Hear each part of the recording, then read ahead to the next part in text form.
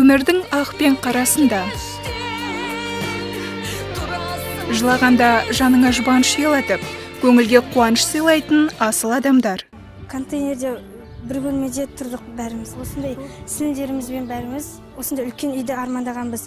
Сол арманымызды Күнілбайға орындады. 1 наурыз дәстүрлі өтетін қайырымдылық кеш, жақсы адамдар бірге. Қазіргі коронавирустық пандемияға байланысты бұл қайырымдылық акциясы заңға сәйкес кейінге шегерілуі мүмкін екендігін хабарлаймыз. Бүгін міне осындай бақытты отбасына үлкен бақыттың кілтін тапсырамыз. Алайда бұл кеш өзгелерден ерекше, қайырымды жандардың басын біріктіретін үлкен іс-шара. Қиын қыстау заманда бәріміз бірге болайық.